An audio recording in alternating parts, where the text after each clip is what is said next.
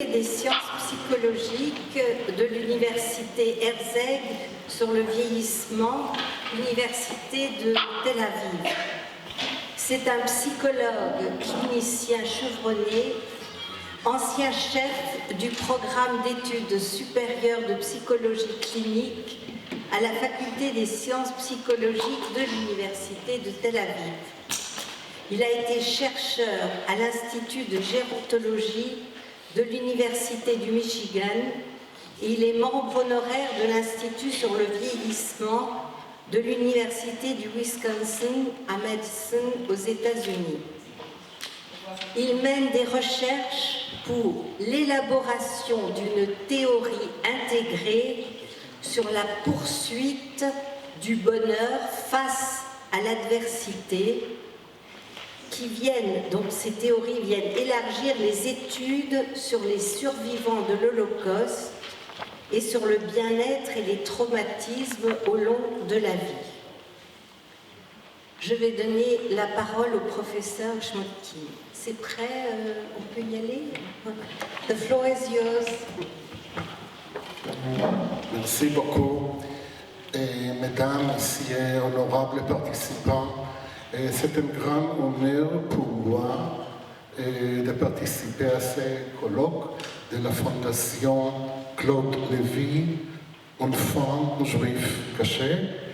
Et comme j'ai convenu avec le président, je donnerai le discours en anglais et le résumé est disponible dans la salle. Et je voudrais vous remercier beaucoup, Madame Carole Reich, pour m'avoir invité ici. Et maintenant, je parlerai en anglais avec votre permission. I'm going to report studies that I've done at Tel Aviv University for more than 2 decades about Holocaust survivors, especially the psychological adaptation of Holocaust survivors. And I'd like to share with you certain messages that I've learned from these studies about survivors. Well, does it work? Oh, that's good. Okay, I'll tell you. Well, we are going to derive certain messages because the studies about Holocaust taught me so much and led me to structure actually a theory about psychological adaptation. I will speak about that a few words later on, please. Now it is not that easy to speak about the era of the Holocaust in another era, the current era when we live, which cherishes and pursues happiness as an ultimate goal actually of life.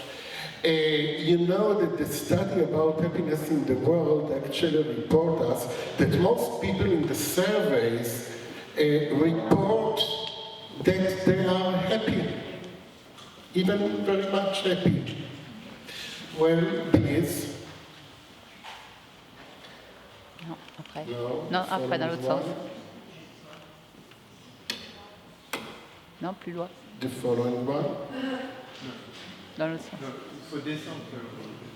Well, that's it. Most people in the world, in several countries you see it, report that they are satisfied with their lives beyond the middle point. I mean, quite satisfied with their life. Please. In Europe, it is really impressive. You see, most high proportion of people in France, it is 90%, report themselves to be either happy or very happy in life. Amazing. please. But we know from our experience and the experience of our survivors that it's all very problematic to think about happiness in such ways.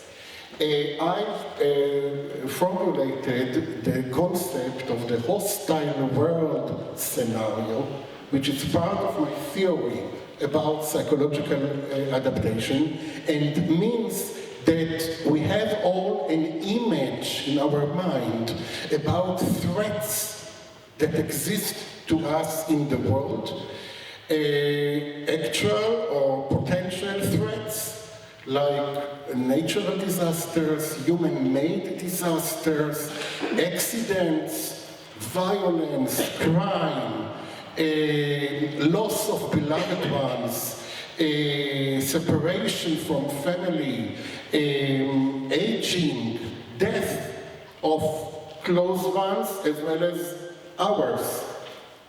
So these are all congregate and concentrate into an image of how the world is threatening us. That is important psychologically because it helps us, this image of the hostile world scenario helps us to identify the threats that are potential in our world. Please. These are some examples of the items in the questionnaire that are constructed in order to assess the hostile world scenario.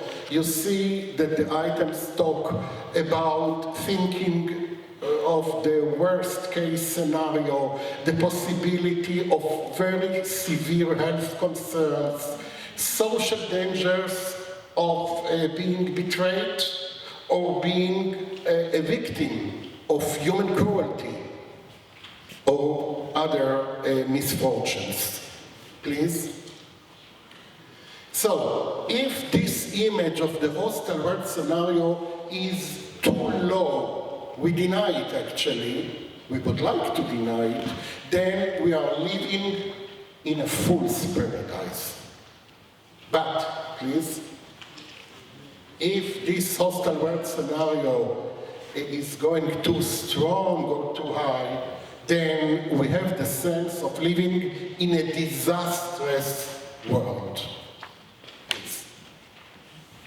I checked it in an all-European survey of older people. It is called the SHARE, Survey of Health, Aging and Retirement in Europe. Israel is a member in this survey. And I checked items that assess actually the hostile world scenario that I was talking about. Well, please.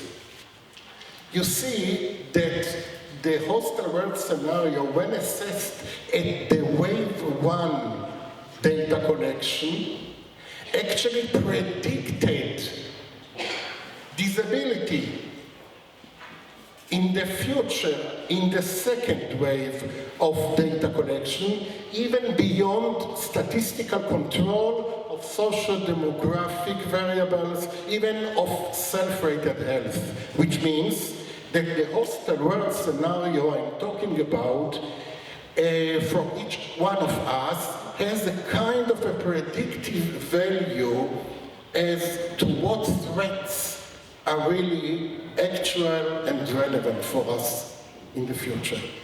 Please. You will not be surprised to know that the Holocaust survivors I checked, among so many other groups, have the highest hostile world scenario.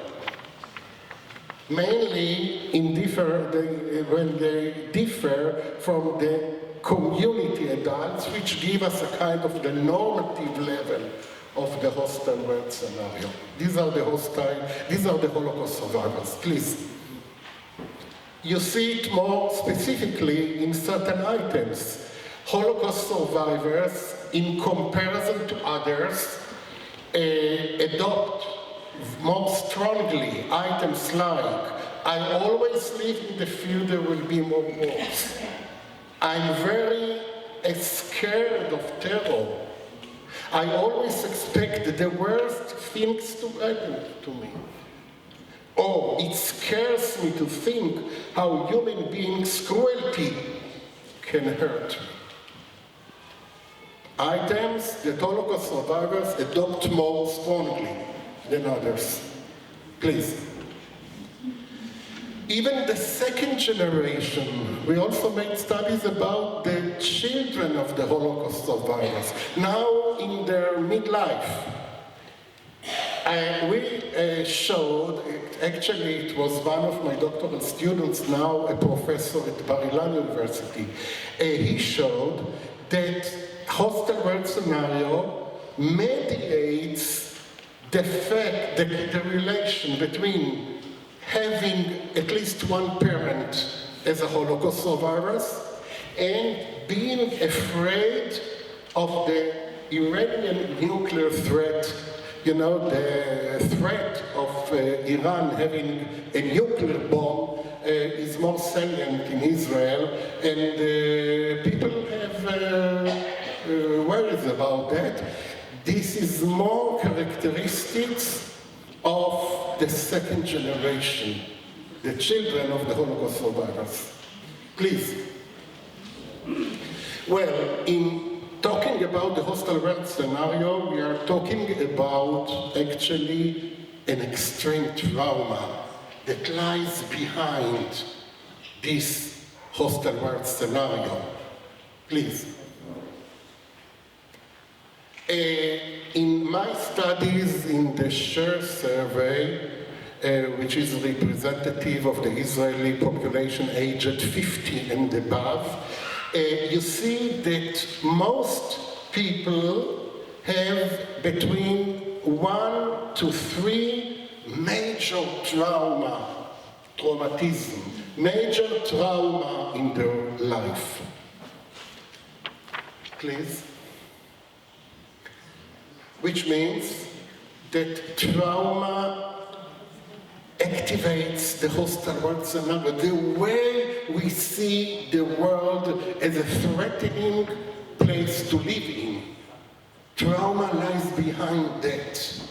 And if we are talking about the trauma of the Holocaust, then we are talking perhaps about the worst of traumas.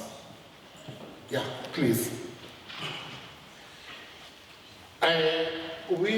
The first message that I talked about was the notion of a hostile world as a message that I learned from the studies on the Holocaust survivors. Now we are turning to the second message, which is the importance of the life story. The importance of the life story, please, relies on the psychological theories about people as natural storytellers. People like and want to tell about their life story. It is very characteristic even of older people who need to review themselves in terms of a life story. One of the most leading theorists about that, McAdams, talked about the life story in a book called The Stories We Live By. Please. Well, Holocaust survivors have this core trauma, the Holocaust trauma, and they have to integrate it into a life story. That's a huge challenge.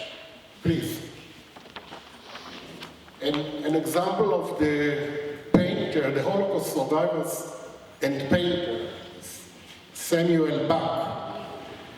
He has many paintings in his attempts to incorporate the Holocaust trauma into his actually stories. The paintings that he paints are stories, as you see. Please. Well, one more time. Yeah. We checked in our studies and showed that as much as Holocaust survivors tell us coherent life stories. I mean, orderly stories, organized stories, stories with a definite time perspective. Well, higher coherence is related to higher life satisfaction in these survivors. So it's a need, a real need to have a good life story, even among survivors. Please.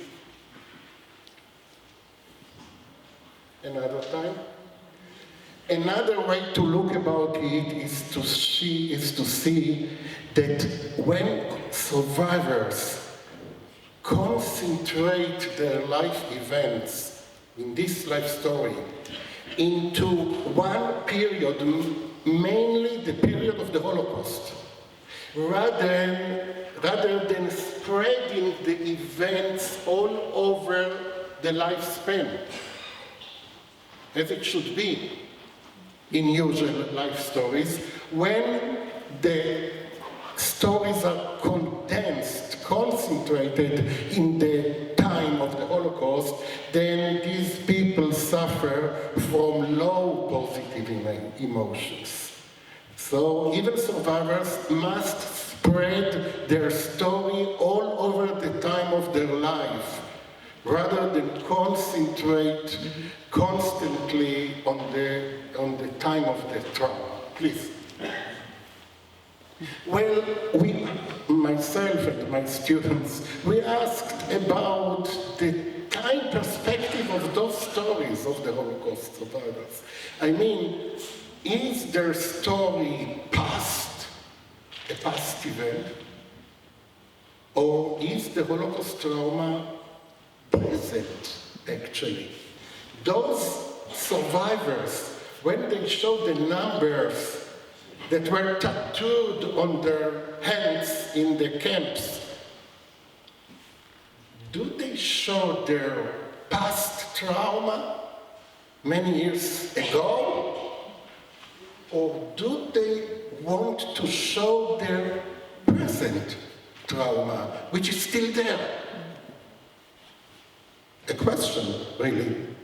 Please.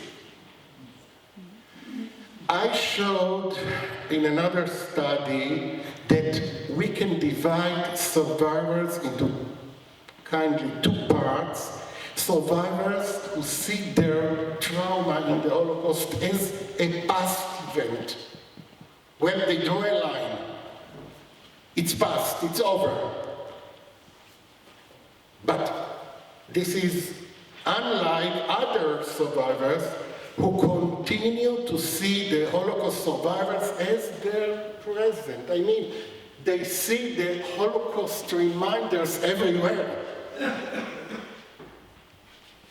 There are kind of in-between formulations. For example, in the middle way, you have the survivors who are very active and reminiscent of their trauma, but they know to encapsulate it, to protect it in several psychological mechanisms so it doesn't really interrupt them in regular life. Please. And please go back. I quote in Hebrew a citation by the Minister of Transportation in the former government, Israel Katz. He wanted to be proud of the trains that he added to the transportation system in Israel. So he said in the Holocaust Memorial, every train here, it means in Israel, is a response to the trains that brought Jews to the death camps. So, is the Holocaust, in this citation, is the Holocaust past or present? Please. Another example. We made this photo, Carol and Francine, we made this photo in our two Kel, your neighboring town, actually, with the help and the guidance of Mr. Friedrich Peter. Is he there? No, he couldn't. He couldn't come. Oh, that's unfortunate. Well, I hope to see him again. He guided us in Kel, and we saw the Stolpersteine on the ground.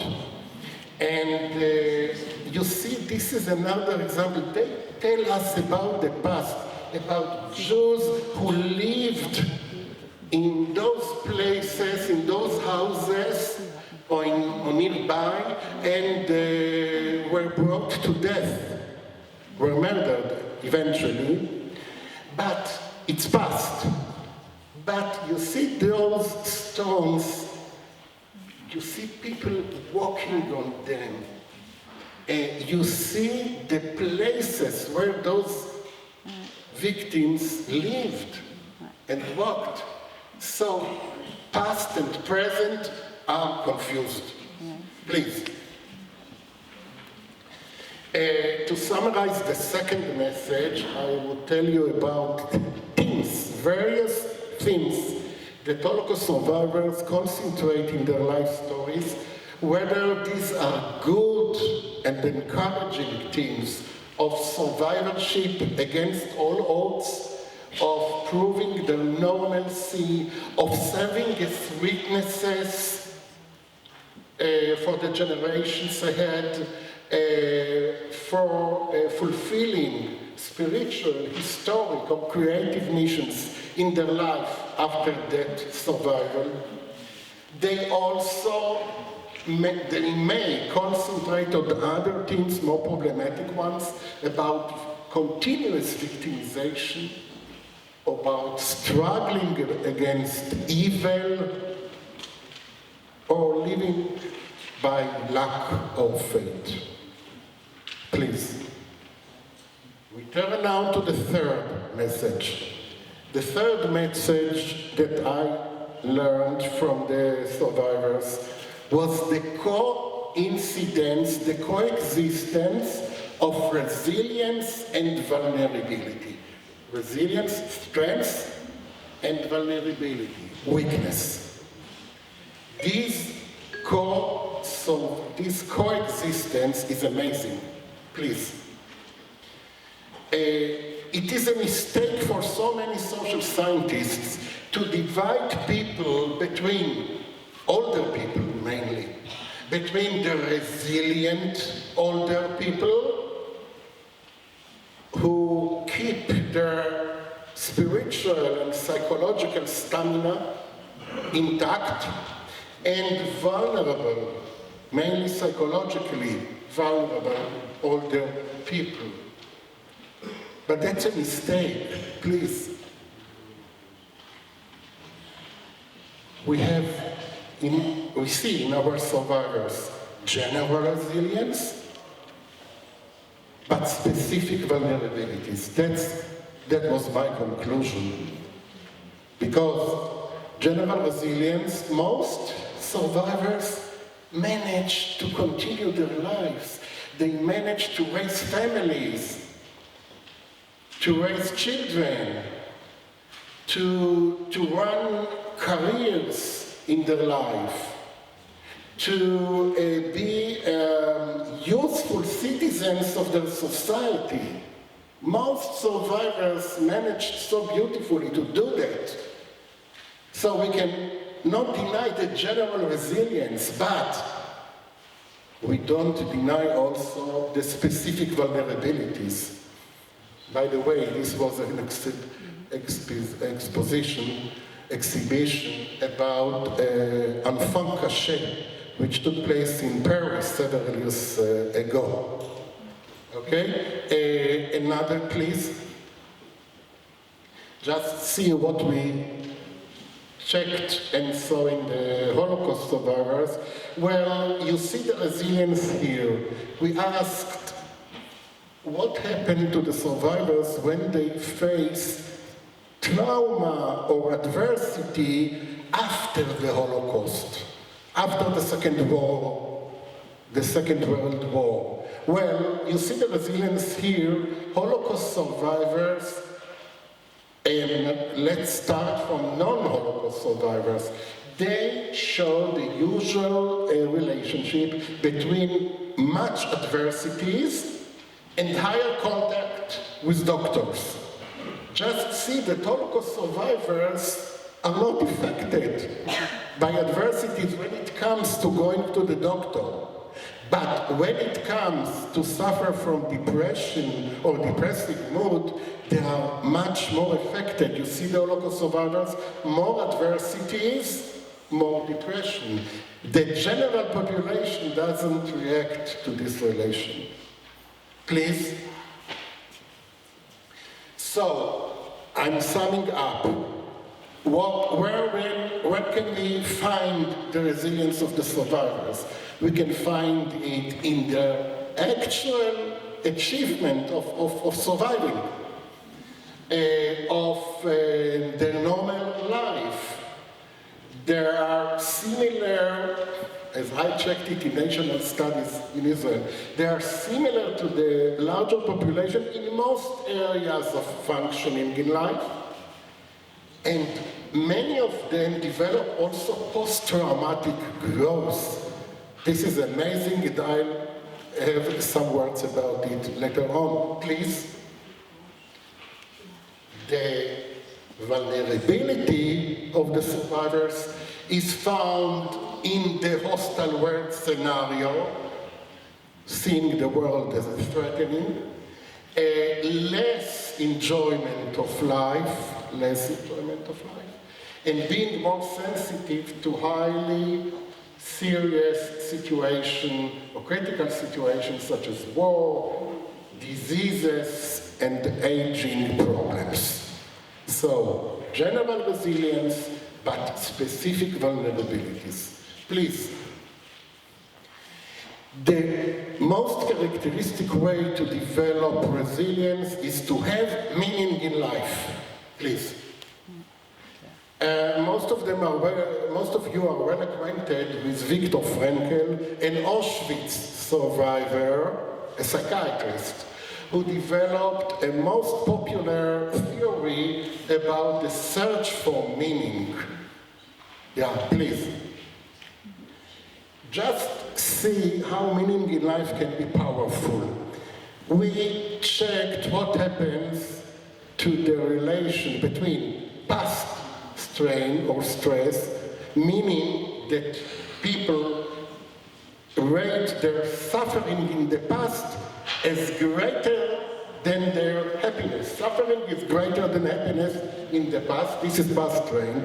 The expected relation is that more past strain, more past suffering is related to lower will to live. Those who suffered a lot in the past would be expectedly want less to live.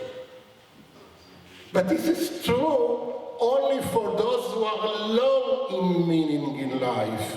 For those who are high in meaning in life, suffering in the past does not affect the want, the wish, the will to live. Amazing. Please. Many survivors develop artistic ways to obtain meaning in life. Another example of Samuel Beck. But please, we can show you a study again by my former students. They found Holocaust survivors that were engaged in art, painting, writing, music, dance, drama, etc. And they compared it to Holocaust survivors who were not engaged in art and to non-Holocaust survivors comparison group, one engaged in art and the other one not engaged in art. But just see the results. Holocaust survivors, regardless of whether they were engaged in art, had higher post-traumatic. The trauma is there. But Holocaust survivors who were engaged in art had higher resilience than all the other groups. Imagine how art can be powerful. Francine, that's true. Okay, please. So, meaning in post-traumatic growth, as I said, one way of survivors to gain meaning in life. This is evident in positive relating to others, in finding new possibilities in life, in feeling personal strength, in feeling a spiritual change or fulfillment, appreciation of life itself. These are all signs of post-traumatic growth that we found among survivors. Please. So, post-traumatic growth are demonstrated among survivors, and by the way, survivors who are high in post-traumatic growth in the positive result of trauma, or adopting positive results of trauma, predicted the resilience among their grandchildren. By the way, not among their offspring, their actual children. Their actual children were still suffering from the background, the traumatic background, but this became into resilience in the grandchildren. Please. So, I'm citing now another Holocaust survivor, a famous psychologist, Nico Freider from the Netherlands. He said, a really summary for much that I said, he said the emotional impact of traumatic events never really wanes. It can only be overwritten. Please. So what else can we do but to show the portraits of the survivors that Francine Mayran knew so well to paint. Je vous remercie beaucoup pour votre attention.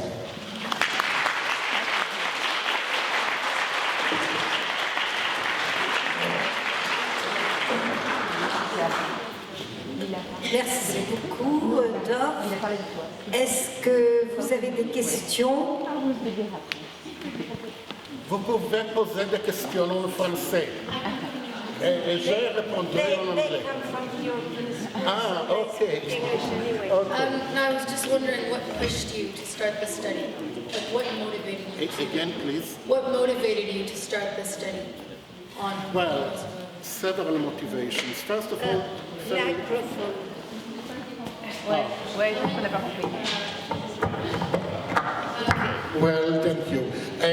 She translates in French. Okay, please. Qu'est-ce qui vous a motivé à commencer Cette étude. cette étude?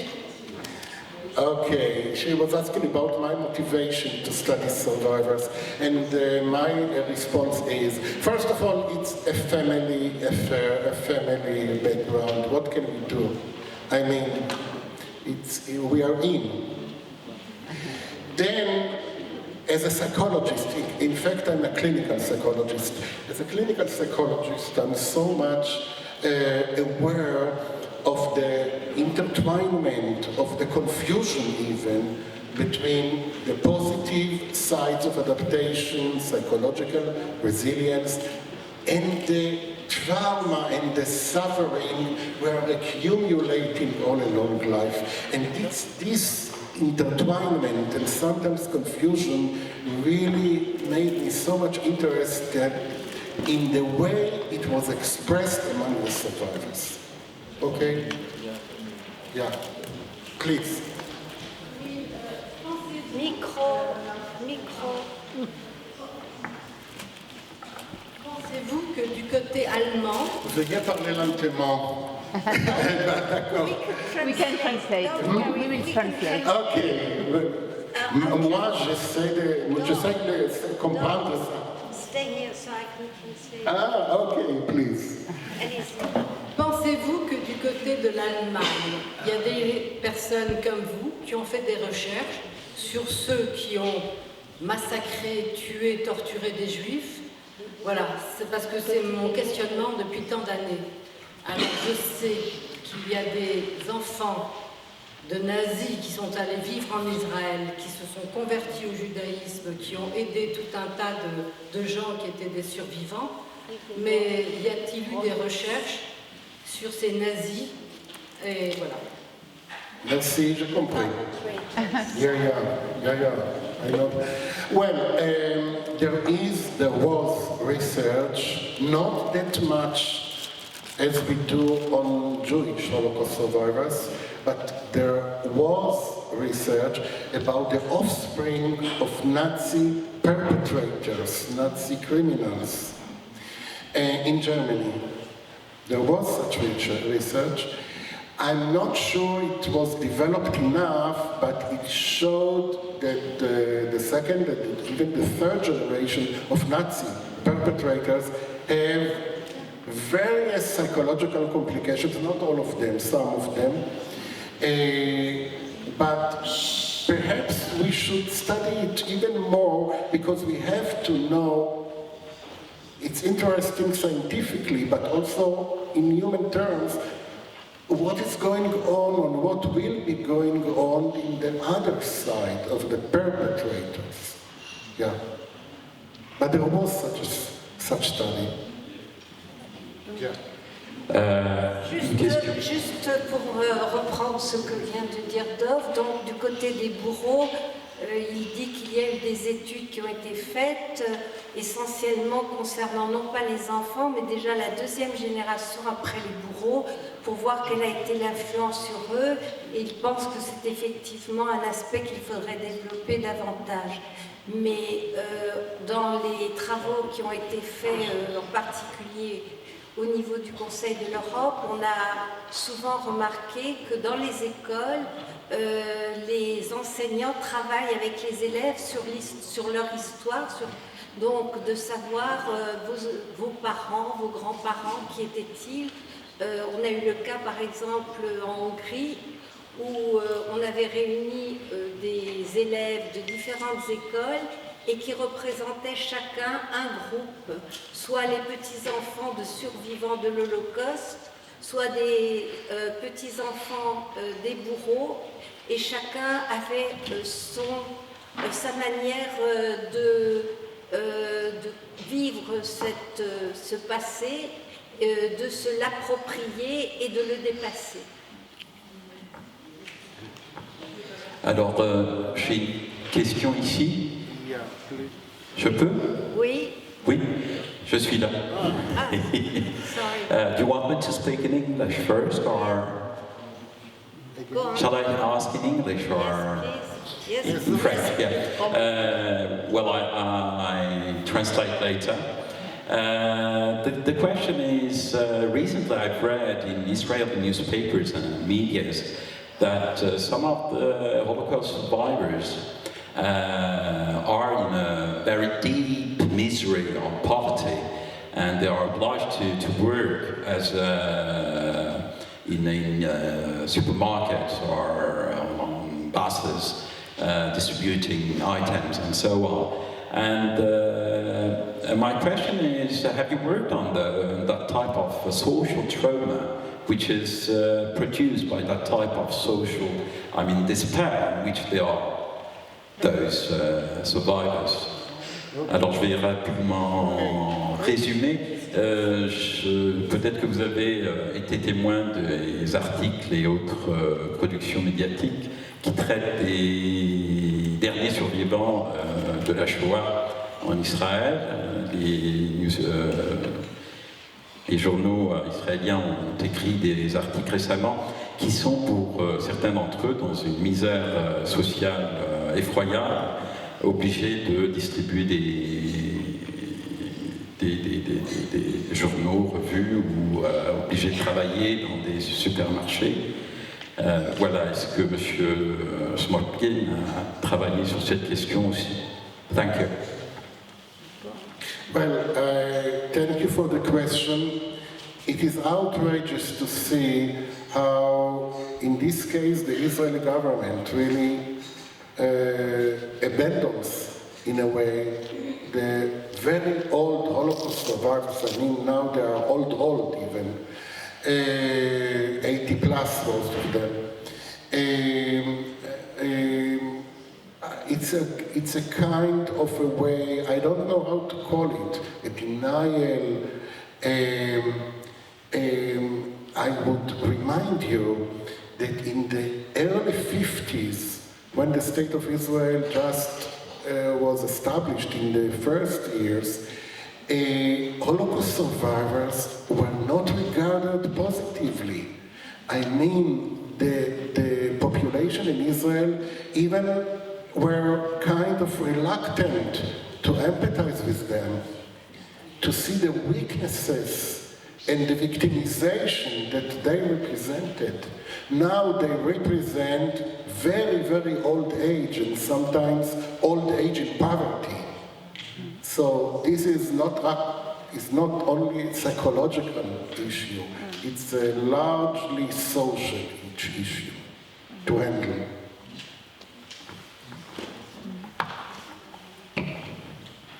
Joseph, s'il te plaît, là. Comparable, or do you think there's a difference in the You symptoms? would like to compare the Holocaust survivors to exactly whom? Excuse me, I'm going to translate into French so that people know exactly what we're talking about. Je demandais au professeur Schmotkin s'il pensait que la comparaison entre le stress post-traumatique souffert par les vétérans, les combattants, notamment de la Seconde Guerre mondiale, est similaire ou différent de celui souffert par les survivants de l'Holocauste. Okay, thank you for your question.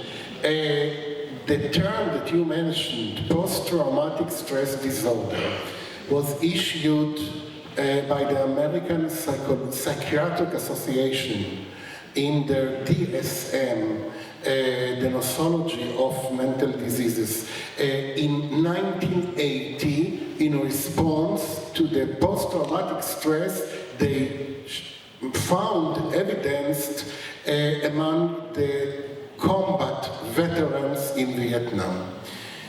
When this disease was issued out, then researchers about Holocaust survivors used it for their terms. But we are very careful about that. We know it's not that comparable. So, in our studies, we are talking about post-traumatic distress rather than the specific medical term of post-traumatic stress disorder. And you are right in your question. Tu traduis? Attends.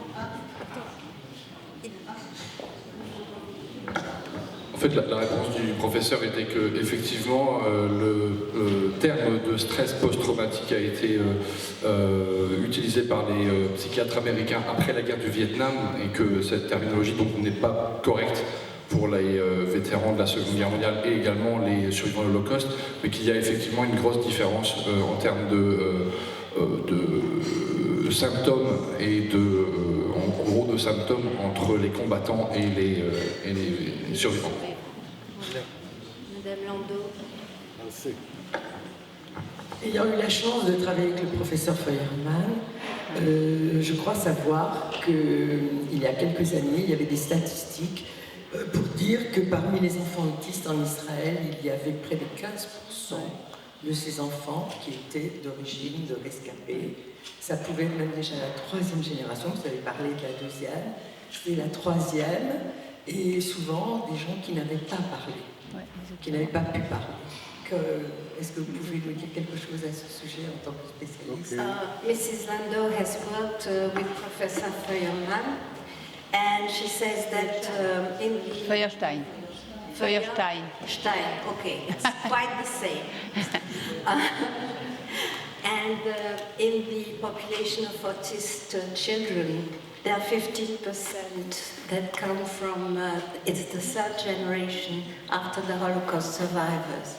So can you say something about that? Sure.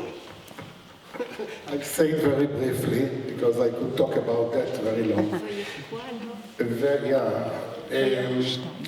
Well, now that the survivors themselves are very old, most of them 80 plus. Now we are turning in Israel to study the second generation, the offspring, the children of the Holocaust survivors, even the third generation. Here, I tell you, we are in the middle of a fierce dispute between researchers. Some researchers were very much impressed to see that most of the second generation, most people in the second generation show the same psychological functioning like all the others, like all the other population. And they sum it up by saying there is no real problem, which means that even though the parents were suffering so much from the Holocaust trauma, they managed to go on positively with relatively good health, even not really different from the other population. There are some researchers who claim that. I belong to the other party of researchers, which say that it's true. Most of the second generation show the same functioning like most of the population. We showed it also for the survivors themselves. I mean, I said in that lecture that most survivors show regular and normal living. But the second generation, you have to know where to find the vulnerability. You remember that I talked about general resilience and specific vulnerabilities. They have their own vulnerabilities. Even I showed in a study in this lecture showing that the second generation is much more anxious about another Holocaust, coming from Iran, for example. They are more anxious, they have higher hostile world scenario. I proved it in my data. So the second generation is still there and it has to be studied more thoroughly. Je peux vous répondre quelque chose? I can answer something just to add. Il y a quelques années, je suis allée à la galerie Sophia à Paris. Donc, Monsieur Sophia a été déporté. J'ai rencontré sa fille. Et sa fille m'a parlé de ses enfants à elle. Et ses deux enfants aînés ne parlaient pas. Et n'ont pas parlé très longtemps, mais pas un mot, quoi. Et le psychiatre qui les a vus a dit qu'il leur manquait des racines. Il les a fait dessiner, il leur a dit qu'il leur manquait des racines et qu'il était essentiel que le grand-père parle. Et c'est seulement après que le grand-père ait parlé qu'il y a eu un début de langage chez les deux fils. Deux des enfants, pas tous, mais deux des enfants. C'était juste pour soutenir. Et la réponse. Un mot, simplement dire, on ne nous a pas demandé de parler. Oui, non, mais c'est pas. Non, c'est. J'entends bien. Dove disait, en réponse à la question, qu'il y a deux théories. Pour une certaine catégorie de chercheurs, ils estiment que la plupart des représentants de la deuxième génération ont une attitude identique à celle de la population en général. Alors que la théorie que défend Dove, c'est de dire qu'il y a ce côté, avec les deux aspects, la spécificité de la vulnérabilité et la résilience générale, les deux aspects qui se retrouvent au niveau de la troisième génération. Alors que la deuxième génération a une vie à peu près normale. Is right? Or is there a nuance? It's okay, but just to show you that the second generation still bears a kind of a trauma. And you are right, these people have to speak out in order to find the reminders of the Holocaust in their own family background. The third generation is another story. They have some kind of more vulnerability, some studies found that, but most of them, they bear the remembrance more strongly, but not necessarily other interrupted or disrupted in their functioning. Encore des questions? Le problème, c'est que l'important pour la deuxième génération, c'est de s'exprimer et de pouvoir faire le récit de leur vécu. Alors que la troisième génération est capable de composer entre vulnérabilité spécifique et résilience générale. Je regarde les anglophones. C'est OK? Vous disposerez de toute façon, pour l'étudier en détail, de tous les textes aussi sur le site. On mettra toutes les interventions. D'autres questions? Excuse me, I speak in French slowly. J'ai été frappée parce que vous avez dit que les survivants de l'Holocauste qui ont le mieux réagi, qui ont été le plus dans la résilience, sont ceux qui ont pratiqué l'art, une activité artistique. Est-ce qu'on peut dire aussi que les enfants ou petits-enfants de ces survivants se trouveront mieux, vivront mieux dans la résilience en étant eux aussi dans l'art, en pratiquant une activité artistique, en s'exprimant artistiquement? Okay. Is okay? You want to translate the question? Yes, in your exposé, you said that the survivors, those who were ready to have the most resilience, were those who had artistic activities in the largest sense. Do you apply this also to the children and grandchildren? Well, the question is not yet.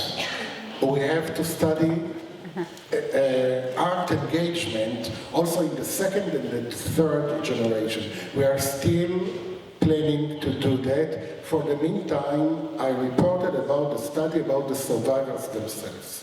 And you are right in your question. We have to study it yet. L'étude dont il a fait part ne s'applique qu'aux survivants de l'Holocauste et bien entendu, il conviendrait de faire la même étude pour les générations suivantes. Je suis heureuse de voir que l'intervention de Dove a provoqué les réactions qu'on attendait. Thank you so much. Thank you so much.